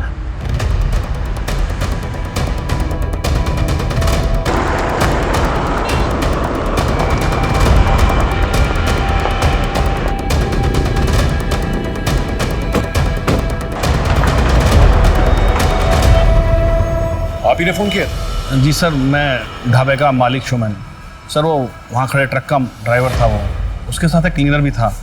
रात उन्होंने खाना खाया और वहीं ट्रक के पास ही खटिया डालकर सो गए। सुबह ये छोटू आया तो उसने देखा कि किचन के पीछे ड्राइवर की लाश पड़ी है। ढाबे में और कोई था? हाँ साहब, वो चंद्रिका मासी रहती है मगर वो भी गायब है। सर चंद्रिका हमारे ढाबे पर काम करती है। सर वही चंद्रिका बुढ़िया जो आप पिछले हफ्ते खाना खाया था, आपने कहा था बहुत स्वादिष्ट है। महेंद्र आसपास चेक कर। सर ये चंद्रिका कहाँ गायब? सर ऐसा भी तो हो सकता है कि मारपीट और हाथापाई की वजह से डर के वो भाग गई हो। ठीक है, बॉडी को जो है पंचनामे के बाद पोस्टमार्टम के लिए भिजवा दो। Right sir. शेखर तुम देखा नहीं?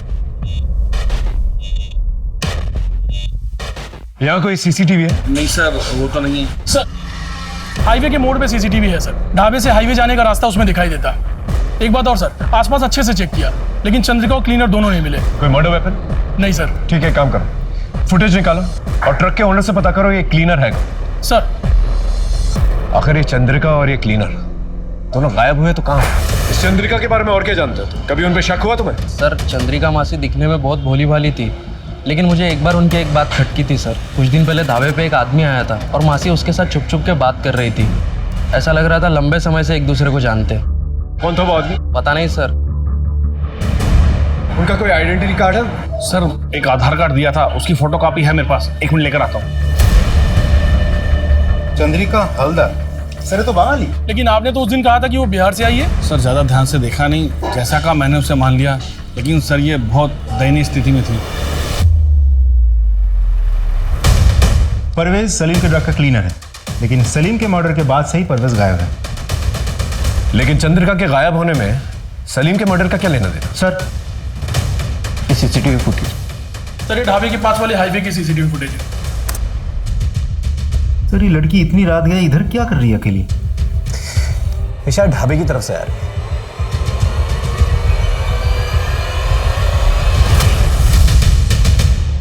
एक काम करो, इसके फोटोज जो है ढाबे के मालिक को और वहां पर काम करने वाले लोगों को दिखाओ, कोई ना कोई इसे जानता होगा। और ये ट्रक शहर की तरफ जा रहा है, इसकी भी डिटेल्स निकलवा। एक काम करो, चंद्रिका के आधार वाले एड्रेस पे जाओ, वहां से कुछ क्लू मिलेगा। सर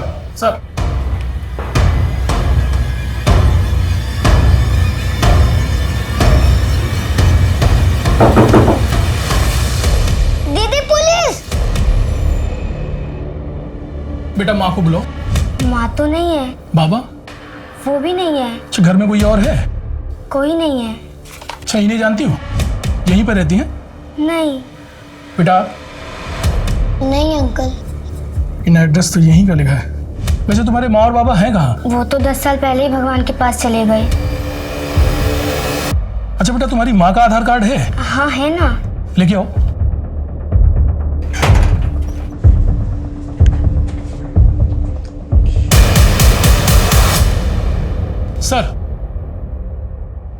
सर चंद्रिका के एड्रेस पर पिछले 10 साल से 2 अनाथ बच्चे रहते हैं। वो तो चंद्रिका को जानते भी नहीं है सर। उनके घर से सर ये आधार कार्ड्स मिले।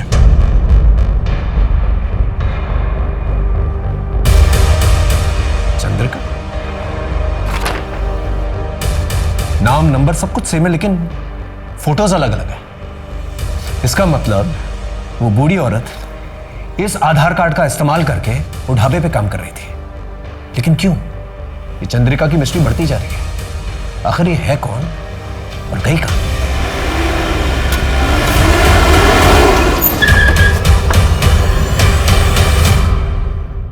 ये ट्रक तुम्हारा है? हाँ साहब। ये फोटो देखो। कल रात इस लड़की को बाईपास रोड पे तुमने लिफ्ट दी थी, पहचानते हो इसे? नहीं सर, जानता तो नहीं हो। सवारी थी, हाईवे पे हाथ दिखाया तो गाड़ी रोक दी। कहाँ उतरी थी लड़की? डायमंड हार्बर एरिया में उतरी थी साहब।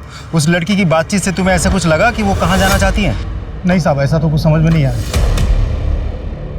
सर उस सीसीटीवी वाली लड़की की फोटो हमने ढाबे वाले शोमैन और छोटू को दिखाई, लेकिन वो लोग उसे नहीं जानते और ना ही इससे पहले कभी देखा है। एक और बात सर, उस लड़की ने हाईवे पे जिस ट्रक से लिफ्ट ली थी उस ट्रक का भी पता चल गया है। ड्राइवर से भी हमने पूछताछ की। ड्राइवर का कहना है कि इससे पहले उस लड़की को अभी देखा नहीं। एक नॉर्मल सवारी थी, वो बैठी, उससे पैसे लिए और आगे जाके डायमंड हार्बर पे छोड़ दी। एक काम करो, डायमंड हार्बर जाओ, पूछताछ करो, हो सकता है कोई क्लू मिल जाए। इस लड़की का सलीम के मर्डर से और चंद्रिका से कोई रिश्ता जरूर है। सर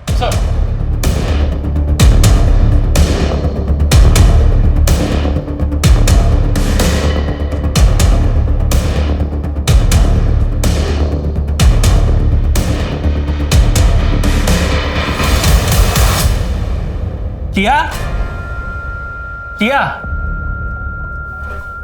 ये लो, अगले हफ्ते और लाऊंगा। पर इतने से एक हफ्ते में गुजारा कैसे चलेगा? शुक्र मनाओ, इतना तो मिल रहा है, वरना भूखा मरना पड़ता।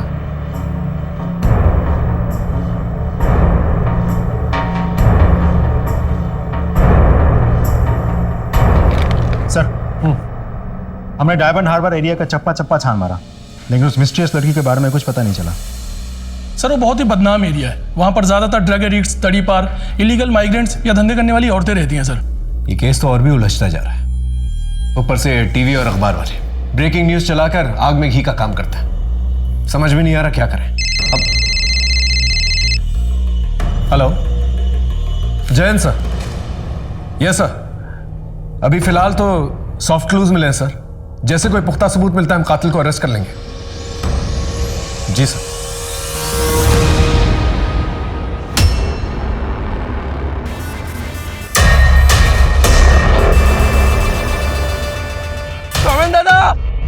शौमेन दादा। हेलो सर, मैं वेलकम ढाबे का मालिक शौमेन बोल रहा हूँ। हाँ शौमेन बोलो। वो ट्रक का मिसिंग क्लीनर पानी की टंकी में मिला है। क्या? सर वो बहुत जख्मी है, उसकी हालत बहुत खराब है। तुम लोग तुरंत उसे पास वाले हॉस्पिटल में लेके जाओ। আমরা এখনই আসছি। डॉक्टर साहब। जी प्लीज। डॉक्टर साहब सिचुएशन क्या है? बहुत सीरियस है, और थोड़ी देर हो जाती तो यहाँ लाने से पहले ही डेथ हो जाती। वो बच तो जाएगा ना? कोशिश कर रहे हैं। उससे बात कब कर सकते हैं? रिकवरी पर डिपेंड करता है, मैं आपको इन्फॉर्म कर दूंगा। Okay sir, thank you. ये क्लीनर तो मिल गया, एक बार ये नकली चंद्रिका भी मिल जाए तो केस क्लियर हो जाए। एक काम करो, वो असली चंद्रिका का जो आधार कार्ड है उसके एड्रेस पे चलते हैं, पूछताछ करते हैं। आई एम श्योर कोई ना कोई तो उसे जानता होगा। चल ठीक है, टेंशन मत ले। अरे बोला ना एक बार काम हो जाएगा। चल फोन रख। पिस्टल चाहिए। पैसे हैं?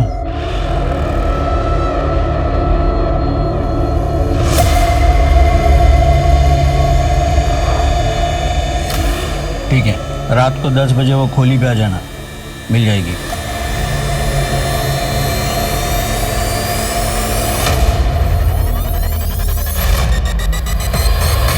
नहीं गाड़ी मत रुकना। मजबूर सा लगता है, शायद उसे किसी मदद की जरूरत हो। सर माँ बहुत बीमार है, डॉक्टर को बुलाने जा रहा हूँ पर कोई लिफ्ट नहीं दे रहा। क्या आप प्लीज। अच्छा रोइए मत, बैठिए आप, कुछ नहीं होगा आपकी माँ को। धन्यवाद सर।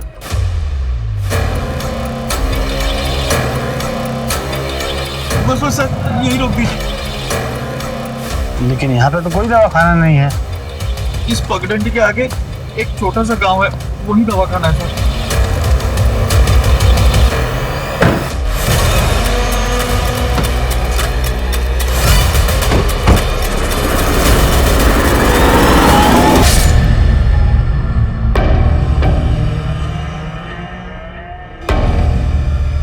मैं पैसे लेके आई हूँ, जल्दी से मुझे पिस्टल दो, मुझे जाना है। ये क्या कर रहे हो तुम? दरवाजा खोलो। अरे छोड़ो मुझे। ये क्या कर रहे हो तुम? छोड़ो।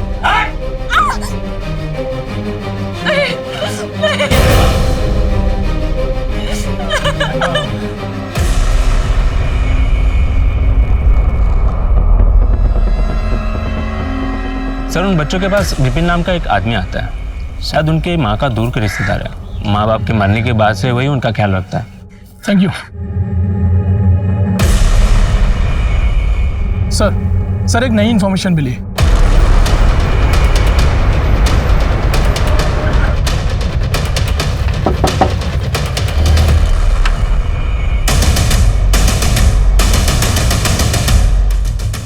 बोलो। আমরা টিয়া আর মিন্টুর মা চন্দ্রিকার ব্যাপারে জিজ্ঞেস করতে এসেছি। क्या ना? चंद्रिका पीसी के साथ जो कुछ हुआ उससे आपका पेट नहीं भरा क्या? जो आप फिर से आ गए उनके पीछे पड़े हो, कम से कम मरने के बाद तो इंसान को बख्श दो। चलो जाओ। एक बार बोला समझ में नहीं आता क्या? पुलिस की शक्ल देखना पसंद नहीं करता मैं, और बात तो कतई नहीं। तुम्हारे साथ जबरदस्ती भी कर सकता है, प्यार से पूछ रहे हैं, बता दो। सर जिस चंद्रिका की आप बात कर रहे हो ना, 10 साल पहले उन्होंने आत्महत्या की है। क्यों एग्जैक्टली क्या हुआ वो मुझे नहीं पता, लेकिन मेरे पास ऐसा कुछ है जिससे आपको हेल्प हो सकती है। रुकिए, आपके डिपार्टमेंट के कांस्टेबल की वजह से उन्होंने आत्महत्या की, रेप हुआ था उनका। कौन था कांस्टेबल? आपके थाने का था, ढूंढिए, पता चल जाएगा आपको। एदिके सर, एदिके।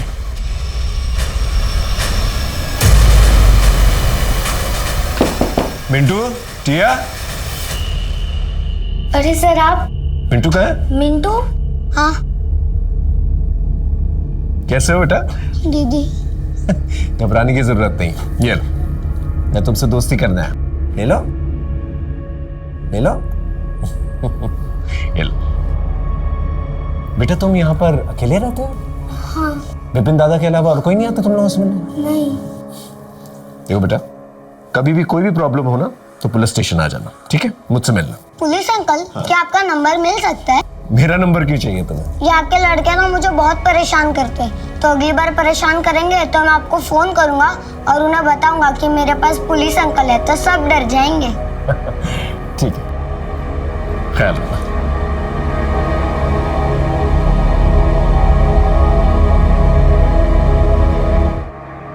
सर आइए सर।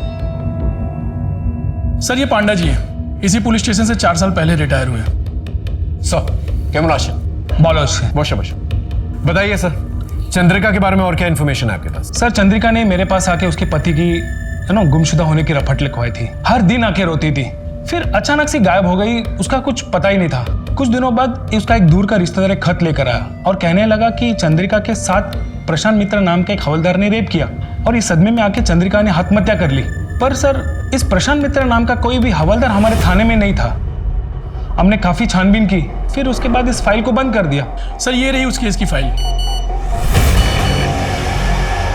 सर डॉक्टर का मैसेज आया, परवेज क्लीनर को होश आ गया है।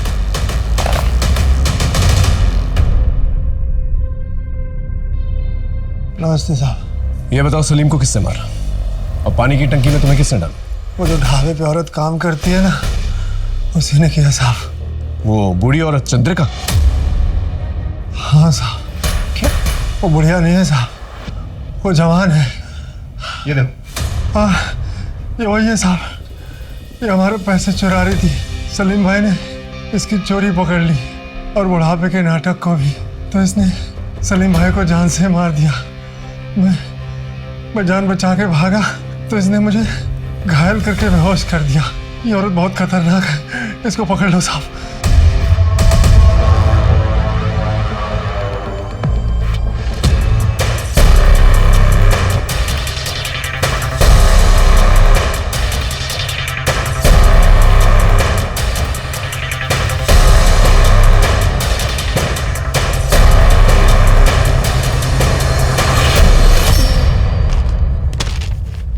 चलिए नंबर डायल कर फटा। वीडियो को? अरे मिंटू। जय हिंद सर। कोई प्रॉब्लम? नहीं सर, ऐसे ही फोन किया। अरे मिंटू ऐसे फोन मत किया करो, हाँ? कोई प्रॉब्लम होगी तो जरूर फोन करना, मैं तुम्हारी हेल्प करूंगा। ओके, अपनी पढ़ाई पे कंसंट्रेट करो। हाँ सर। ठीक है। एक मिनट मिंटू, वो पीछे तुम्हारे जो फोटोग्राफ है, जरा उसके पास जाना, दिखाना मुझे। ये तुम्हारी फैमिली फोटोग्राफ है ना? हाँ सर। फोटो में तुम दोनों के अलावा ये पीछे बड़ी लड़की कौन है? Okay okay, bye sir. Phone काट दिया। आई एम श्योर इस लड़की का कुछ लेना देना जरूर है इससे। शायद विपिन को पता होगा। सर मिंटू और टिया की एक बहन भी थी जो उनसे 10-12 साल बड़ी थी। बचपन से उसकी दिमागी हालत खराब थी, इसलिए उसको मेंटल असाइलम में डाला था। सिर्फ चंद्रिका जानती थी कि वो लड़की कहाँ है और कैसे है। चंद्रिका के मरने के बाद मैंने भी उस लड़की को ढूंढने की कोशिश नहीं की, क्योंकि पहले से 2 बच्चे में पाल रहा था। वो बहुत बड़ी बात थी मेरे लिए। ठीक है, कोई भी खबर मिले तो प्लीज हमें बताना। जा। राजीव ये झूठ बोल रहा है। आसपास के मेंटल असाइलम से पता करो और ये जितने भी पड़ोसी हैं ना, उनसे पूछताछ करो। कोई ना कोई तो जरूर कुछ जानता होगा। Right sir.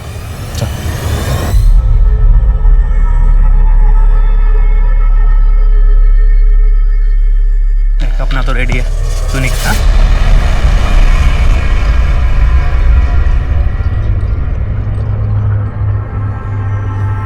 क्यों सेठ, पसंद नहीं आई मैं आपको? पसंद तो बहुत है, लेकिन उतने पैसे नहीं है मेरे पास। मुझे भी तो बहुत पसंद आया सीन। चलेगा? चल आओ सेठ। अरे आओ ना। आज तो आपको मैं जन्नत की सैर कराऊंगी, वो भी मेरे स्टाइल में। अब देखो चमेली का जादू। लेकिन मजा आना चाहिए। हाँ हाँ हाँ बिल्कुल, आप बस देखते जाओ। ঠিক আছে ঠিক আছে, আমি জানাচ্ছি। सर मेरा दोस्त छोटू कल रात से गायब है। अरे दोस्त पोस्त से मिलने गया होगा, 24 घंटे वेट करो, देखছি কি করা যায়। কি नाम बोले? सर छोटू। कहाँ काम करता है? सर ढाबे पे काम करता है। ढाबा? कौन सा ढाबा? Sir welcome dhaba. कहाँ से गायब हो? सर हम सोनागाछी गए थे। सर मैं तो अपनी रेगुलर वाली के साथ गया था, पर सर जब मैं वापस आया तो पता लगा छोटू किसी नई लड़की के साथ गया है। सर जब मैंने पता किया तो उस लड़की का नाम और पता किसी को कुछ नहीं मालूम था। सर मैं थकार के घर आ गया। मैंने सुबह में उसको फिर से फ़ोन किया, रिंग बज रही थी पर उसने उठाया नहीं। सर एक काम करो, सोनागाछी रोड जा और वहाँ के दलाल को उठा के लेके, और ये छोटू का फ़ोन जो है सर्वेलेंस पे डाल। Right sir. सर साहब मेरे भैया और भाभी 2 दिन से गायब है साहब। साहब उनका फ़ोन भी बंद आ रहा है। कहाँ से गायब हुए? बारहवीपुर से 12-7 आ रहे थे, वहाँ से निकले तो सही पर यहाँ नहीं पहुँचे। आप एक काम करो, अपने भैया और भाभी की फोटो उनके डिटेल्स के साथ एफआईआर दर्ज करवा दो। एक बात समझ में नहीं आ रही, ये हाईवे के 10 किलोमीटर के रेडियस में ऐसा कौन सा ब्लैक होल है कि एक के बाद एक आदमी गायब हो जा रहे हैं? वहाँ की पेट्रोलिंग बढ़ा दो।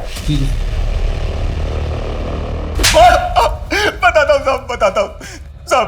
कल रात एक भले घर की लड़की मेरे पास आई और गिड़गिड़ाने लगी कि उसकी माँ की तबीयत बहुत खराब है, इलाज के लिए पैसे चाहिए। साहब उसका नाम पता मुझे कुछ नहीं मालूम साहब। उसकी शक्ल याद है तुझे? हाँ साहब। स्केच बनवा सकता है? साहब स्केच आर्टिस्ट। सर हाँ एक खबर मिली है सर, मिंटू और टिया की माँ, वो ओरिजिनल चंद्रिका? हाँ सर, उनकी एक पड़ोसन जो ओरिजिनल चंद्रिका को बहुत अच्छी तरीके से जानती है, अभी वो बीमार है इसीलिए हॉस्पिटल में एडमिट है। मुझे ऐसा लगता है सर उनसे कुछ पता चल सकता है। ठीक है, मिलते हैं उससे। आप मिंटू और टिया की पड़ोसी हैं, उनकी माँ चंद्रिका, उनकी एक बड़ी बेटी भी थी, उसके बारे में क्या जानती हैं? निशा चंद्रिका की सबसे बड़ी बेटी थी।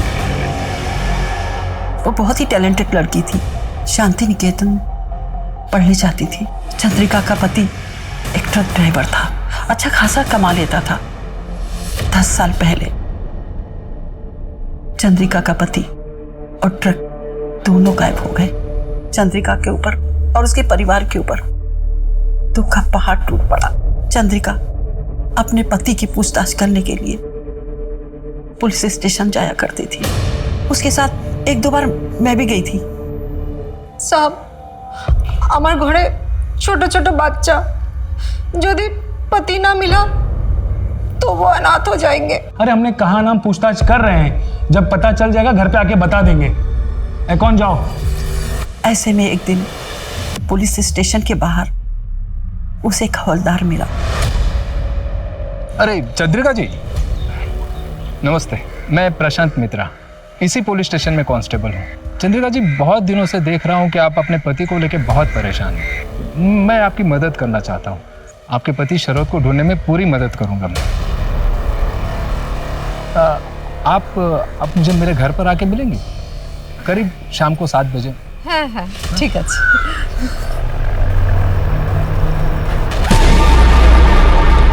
और फिर चंद्रिका के साथ उस हवलदार ने जबरदस्ती की। चंद्रिका ये बर्दाश्त नहीं कर पाई और उसने आत्महत्या कर ली। और चंद्रिका की बेटी निशा, उसका क्या? उसने अपनी माँ की लाश को अग्नि दी और उसके दूसरे दिन से कहीं चली गई। धीरे धीरे सबने उसको भुला दिया। मिंटू टिया को पता नहीं क्या पट्टी पढ़ा के गई थी कि वो लोग भी उसको याद नहीं करते थे। सब लोग उसको भूल गए। लेकिन साहब मैं कहती हूँ वो निशा जरूर वापस आएगी। सर हाँ, सोनागाछी वाली लड़की का स्केच बन गया सर। ये रहा, दिखाइए सर। क्या आप इस लड़की को पहचानती हैं? ये तो निशा है, चंद्रिका की बड़ी बेटी। इतनी बड़ी हो गई। Thank you so much. Sir ये तो वही लड़की है जिसने बुढ़िया बनकर चंद्रिका के नाम से ढाबे पे काम करना शुरू किया था। इसका मतलब निशा चंद्रिका अपनी माँ का आधार कार्ड यूज कर रही थी, अपना फोटो डाल के, और ढाबे पे काम कर रही थी। लेकिन क्यों? वो अपने माँ बाप का बदला लेना चाहती थी, लेकिन किससे? आखिर निशाने पे था कौन? कुछ तो वजह होगी। सर, छोटू का मोबाइल सर्विलेंस शुरू हो गया है और सारे कोऑर्डिनेट्स डायरेक्ट यहाँ शेयर हो रहे हैं। एक काम करो, परवेज के पास जो कांस्टेबल खड़ा है ना, उसे अलर्ट करो जल्दी। नहीं सर, फोन स्विच ऑफ आ रहा है। चलो।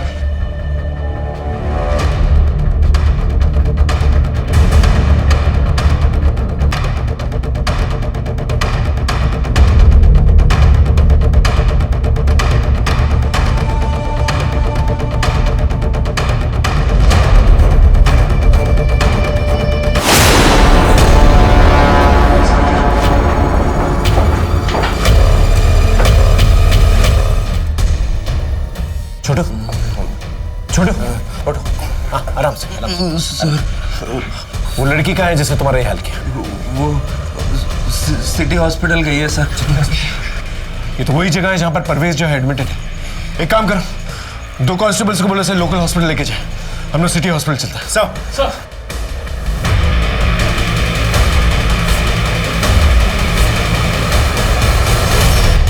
ईशा, गोली मत चलाना।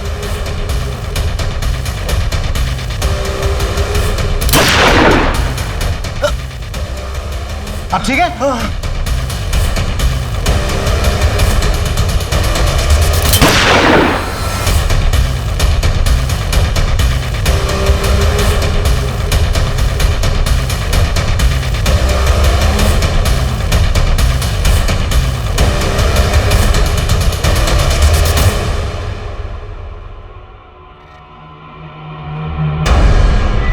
तुम मुझे गोली भी मार सकती थी और वहां से भाग भी सकती थी।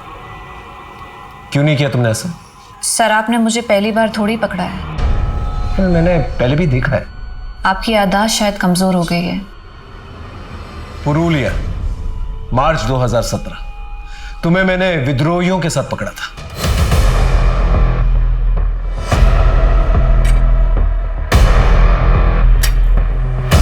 इन राइफल्स को वैन में रखो।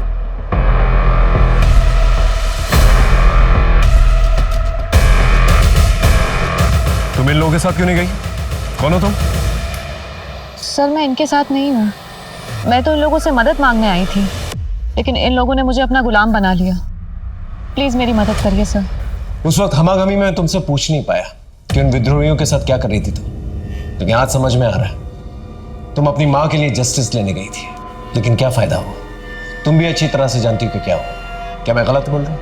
नहीं सर, आप बिल्कुल ठीक बोल रहे हैं। ये बताओ, सलीम की मौत कैसे हुई और परवेज के साथ तुमने ऐसा क्यों किया? सर, माँ का बलात्कार करने वाला चाहे कांस्टेबल हो, विरोधी या फिर ट्रक ड्राइवर, सबके लिए औरत एक भोगने की चीज है। आई कैन अंडरस्टैंड, लेकिन तुमने भेस क्यों बदला, आइडेंटिटी क्यों बदली, और तो और छोटू को किडनैप किया, परवेज पे गोली चलाई। तुम्हारी हिस्ट्री में मानता हूं, लेकिन ये सब तुमने किया क्यों? सर, मेरे बाबा उस ढाबे के आसपास से गायब हुए थे। वो अक्सर वहाँ खाना खाने जाते थे। वहाँ काम करने वाले छोटू की भी बहुत तारीफ करते थे वो। जिस दिन वो गायब हुए थे उन्होंने हमें फ़ोन भी किया था, लेकिन उसके बाद ना फिर हमारे बाबा मिले और ना ही उनका फ़ोन ट्रैक हो पाया। सर, बाबा के गायब होने के तार उस ढाबे से जुड़े हुए थे, इसलिए मैं भेस बदल के वहाँ काम करने गई थी। छोटू को क्यों किडनैप किया? छोटू ही मेरे लिए लास्ट प्रूफ था। छोटू से क्या जानकारी मिली तुम्हें? उसने बेहोश होने से पहले डॉक्टर प्रसाद का नाम लिया था। पता नहीं सर, वो 10 साल पहले हुए किसी हादसे के बारे में पूछताछ कर रही थी। और सर, ढाबे पे रोजाना इतने लोग आते हैं, सबका नाम थोड़ी ना याद रखेंगे सर। तो तूने डॉक्टर प्रसाद का नाम क्यों लिया था? सर, मैं जानता था वहाँ परवेज को भर्ती किया गया है और ज़रूर वहाँ पे पहरा होगा। इस वजह से सर, अपने आप को बचाने के लिए और उस बला को फंसाने के लिए सर, मैंने डॉक्टर प्रसाद का नाम लिया था। एक के बाद एक राज खुल रहे थे, लोगों के चेहरों से नकाब हट रहे थे, लोगों की पहचानें सामने आ रही थी। एक अपहरण से शुरू हुआ अपराधों का ये सिलसिला लेकिन अभी भी जारी था। पुलिस सारी कोशिश कर रही थी, लेकिन न तो अपराध रुक रहे थे और न ही असली मुजरिम सामने आ रहा था। ऐसा लग रहा था जैसे पुलिस डेड एंड पे आ गई है। लेकिन अचानक ऐसा कुछ हुआ जिसने तहकीकात को एक नया मोड़ दे दिया। जैन सर। जैन, बोलो विनोद। सर एक्चुअली केस के सिलसिले में आपसे ज़रूरी बात करना है सर। पिछले कुछ महीनों से हमारे एरिया से गुजरने वाले हाईवे से लोग बड़े रहस्यमय तरीके से गायब हो रहे हैं। और सर सिर्फ लोग ही नहीं, बल्कि उनकी गाड़ियाँ, उनके सामान और बच्चे तक, सब कुछ वैनिश हो रहा है सर। और सर हमें समझ तक नहीं आ रहा है आखिर माजरा क्या है। वो हाईवे हमारी जुडिडिक्शन से भी गुजरता है ना? हाँ सर, इसलिए मैं आपसे मिलने आया हूँ।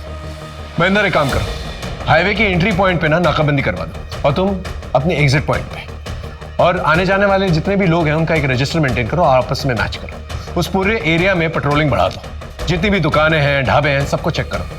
ये कोई बर्मुडा ट्रायंगल तो है नहीं कि गाड़ी समेत इंसान गायब हो जाए। एक मिनट। हाँ बोलूं? जैन जी, पटना से एक क्रिमिनल जो है हमारे एरिया में पैरोल जम करके आया है, उसे पकड़ना है। सीआईडी की इंफॉर्मेशन।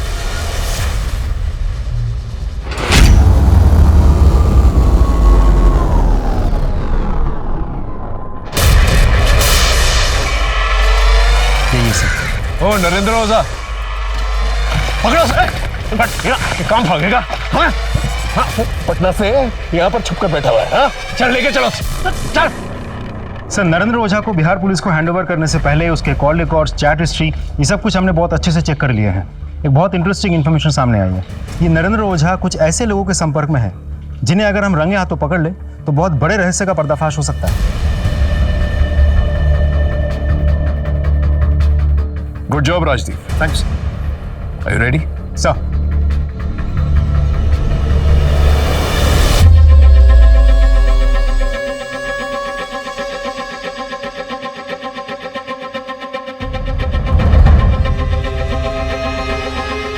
सॉरी सर, वो वेटर आज हॉस्पिटल में, मैं ही ऑर्डर लूंगा। बताइए क्या लाऊं आपके लिए? एक चिकन डबल और 2 बियर चिल्ड वाली। ठीक है, मैं लेकर आता हूँ। आज कितनी सवारी? अब 12 तक जाना है। इतनी रात गए अकेले निकलेंगे? वो क्या है ना, साहब को शादी में छोड़ने गया था। अच्छा वापस जा ही रहा हूँ तो इक्का दुक्का सवारी बिठा लेंगे, कुछ कमाई हो जाएगी। बढ़िया जी, बढ़िया। चलो जी, मैं लेके आना जी। लो पाजी चिल्ड बियर। लाओ जी लाओ।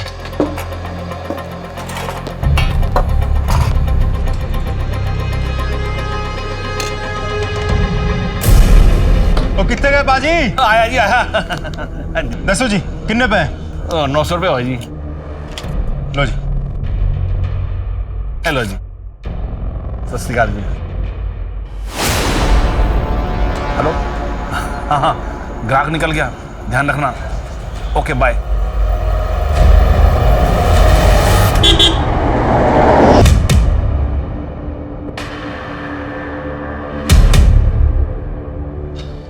पाजी वो 12 तक जाना है, छोड़ देंगे? अरे बिल्कुल छोड़ देंगे, बैठो जी।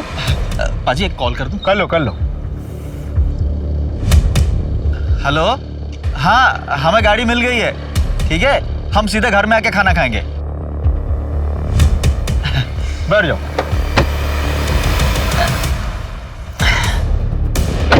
हमारा साथ जाने का। जी बैठ जाओ जी, बैठ जाओ। ठीक है ठीक है।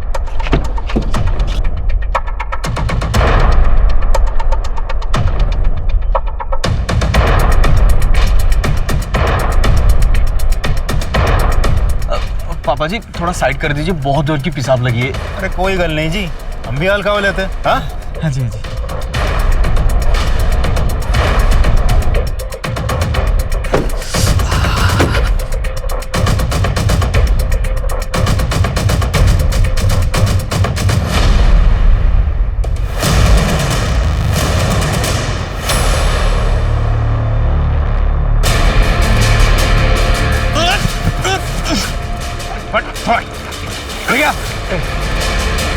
बोल, किसके लिए काम करता है? बोल वरना गोली चला दूंगा। बोल। डॉक्टर नरेंद्र ओझा। चल। डॉक्टर नरेंद्र ओझा, पवन, मदन और प्रकाश, इन तीनों को रंगे हाथों पकड़ा है हम लोगों ने, और तीनों ने कबूल किया है वो तीनों तुम्हारे लिए काम करते थे। अब सीधे सीधे बोलेगा या मार खा के बोलेगा? साहब 10 साल पहले मेरा एक अस्पताल था, छोटा सा। पैसा थोड़ा बहुत कमा लेता था, पर मेरे हिसाब से जितनी मेरी उम्मीद थी बहुत कम। तो मैंने एक गैंग बनाई, ढाबे वाला शोमैन और वो छोटू, उनके पास रात में जो लोग खाना खाने आते थे उनसे बातों बातों में सारी जानकारी निकाल लेते थे वो लोग। और जैसे ही वो लोग ढाबे से निकलते थे उसके बाद हम उन्हें किडनैप करते थे। फिर डॉक्टर प्रसाद की मदद से मैं उनकी आंखें, किडनी और बाकी सारी जितने भी ऑर्गन्स हैं जो काम के हैं, जिनसे हम पैसा बना सकते हैं, निकाल लेते थे। और हाँ, वो गाड़ियाँ उनको हम डिसमेंटल करके स्पेयर पार्ट्स यूपी बिहार में भेज देते थे। और कितने लोगों को शिकार बनाया तुमने? ठीक से याद नहीं है, पर कुछ 100-125 लोगों की शिकार की होगी। इसे जानते हो? हाँ साहब, इसे कैसे भूल सकता हूँ। इसका पति तो पहला शिकार था साहब। किडनी का बहुत पैसा मिला था इसके। और फिर पता चला कि रोज पुलिस स्टेशन जाती है, तो मैं चेक करने गया साहब। उसको देखा तो मेरा दिल आ गया था उस पर। फिर मैंने पुलिस कांस्टेबल होने का नाटक किया और उसे वादा किया कि उसके पति को ढूंढ निकालेंगे। इसी बहाने उसको घर ले गया, मैंने मजे लिए और भगा दिया उसको साहब।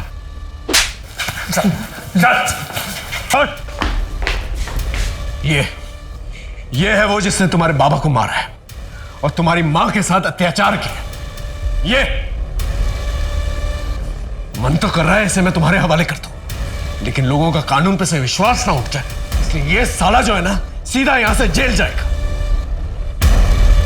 और मैं तुमसे वादा करता हूं कि मैं पूरी कोशिश करूंगा कि कोर्ट इसे कम से कम फांसी की सजा दिलवाए। चल चल। निशा के आंसू रुके या नहीं पता नहीं। डॉक्टर ओझा का रैकेट पुलिस ने नेस्त नाबूद कर दिया। यह आवश्यक है कि हम अपने परिवारजनों को किसी भी अपराध का शिकार होने से बचाएं, लेकिन अगर दुर्भाग्यवश कोई अपराध हो जाए तो पुलिस का सहारा लेना, न्याय का सहारा लेना भी उतना ही जरूरी है, क्योंकि कानून खुद के हाथों में लेने से आपकी अपनी जिंदगी तो बर्बाद होती है, साथ ही आपके अपने भी बदले की आग में झुलसते हैं। एक अपराधी के लिए उसका विक्टिम सिर्फ उसके लिए एक शिकार होता है, लेकिन ये शिकार किसी की माँ, किसी की बहन, किसी की बेटी, किसी का पति, किसी के परिवार का हिस्सा होता है। पीड़ा उस शिकार से ज्यादा उसके परिवार को होती है। इसी सीख के साथ मैं दिव्यांका त्रिपाठी दहिया अब लेती हूँ आपसे विदा। फिर मिलूंगी अपराध की नई कहानी के साथ। तब तक देखते रहिए क्राइम पेट्रोल, सतर्क, विमेन अगेंस्ट क्राइम। एक औरत परिवार, अब हर औरत का भार। जय हिंद। क्राइम पेट्रोल्स के और भी दिलचस्प कहानी देखने के लिए हमारे चैनल को सब्सक्राइब करें और बेल आइकॉन दबाना न भूलें।